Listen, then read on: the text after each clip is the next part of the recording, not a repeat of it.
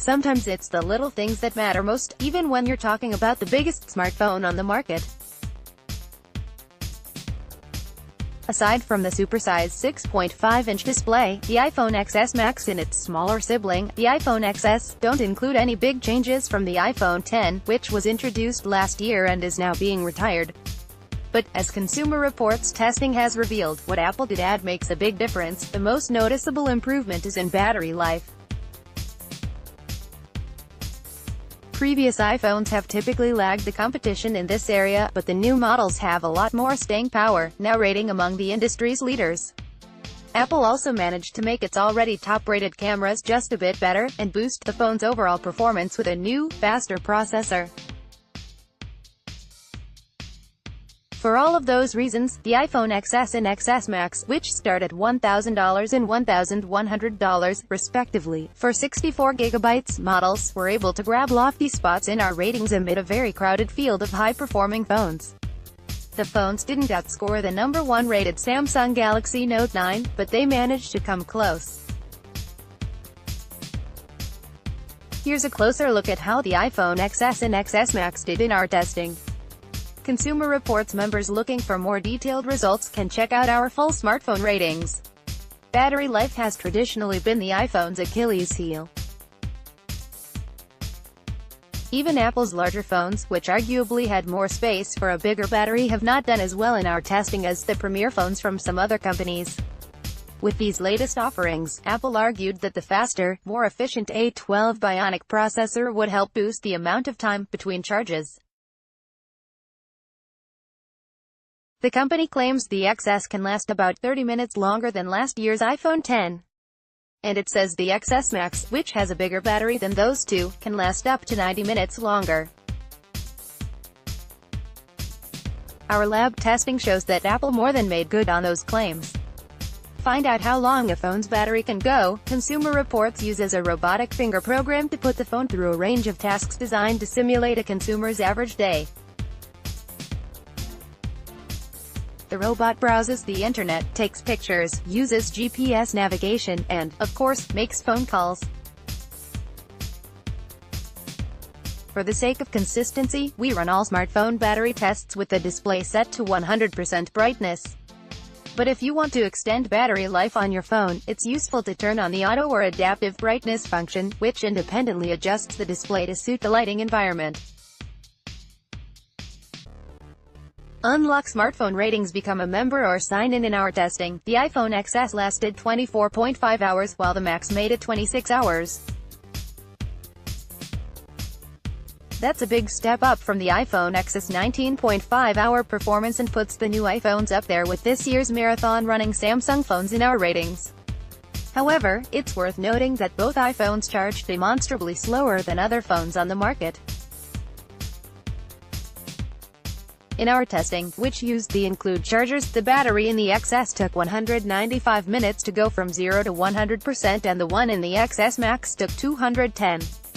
In comparison, Samsung's Note 9 takes 105 minutes. Even before the rollout of its newest phones, Apple laid claim to the best smartphone camera on the market.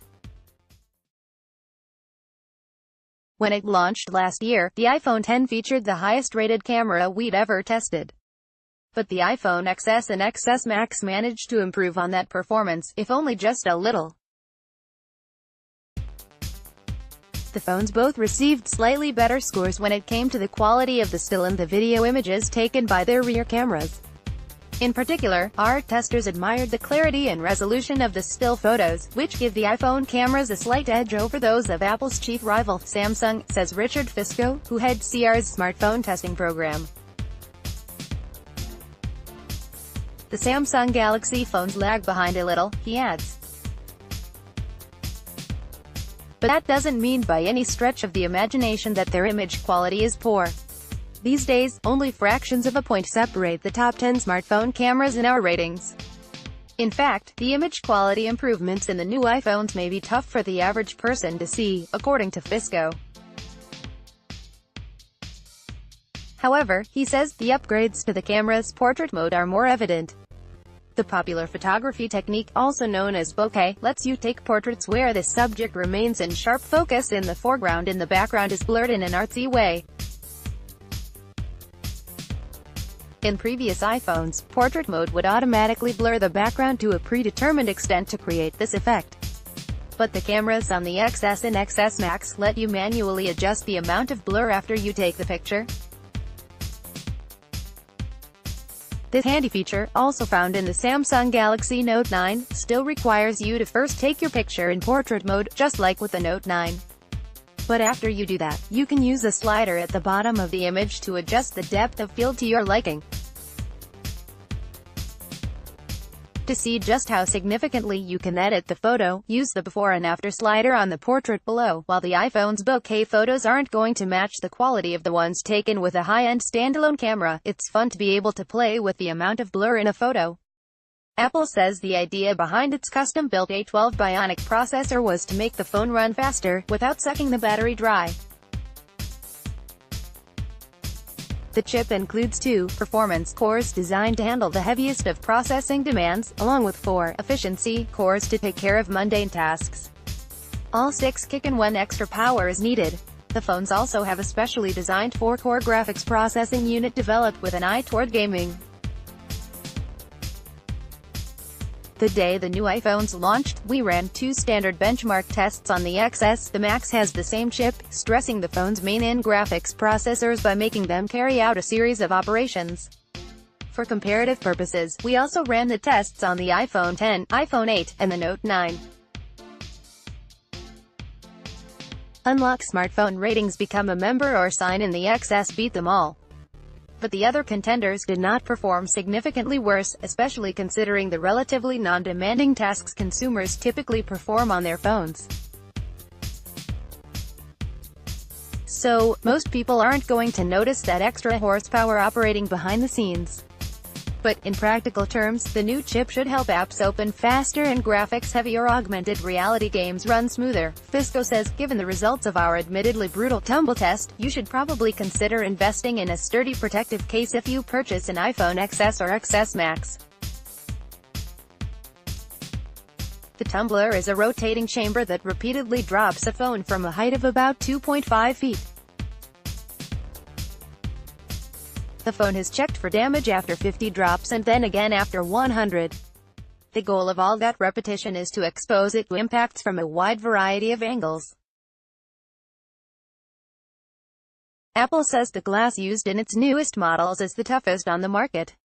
Nevertheless, in the case of the iPhone XS, 2 of the 3 sample phones we took for a spin were noticeably damaged after 50 drops. The front glass of the first phone was broken, but the display worked. The second phone's rear camera was damaged. After 100 drops, it didn't work at all, but the display survived intact. The iPhone XS Max was a little more successful. One model made it through all 100 drops without breaking. Another made it through 50, but emerged after 100 with the back glass broken. The display on the third phone was damaged after 50 drops. In comparison, tumbled samples of the Note 9 made it through all 100 drops with the glass intact and just a few minor dings. In addition to the durability issue, the iPhones lost points in our testing because they don't allow you to use an SD card to add storage. But overall, for what are largely incremental updates to last year's iPhone X, Apple made all of its tweaks in the right places. While they may not be enough to convince iPhone X owners to upgrade, iOS fans with older models, and at least $1,000 to spend, might want to think about it.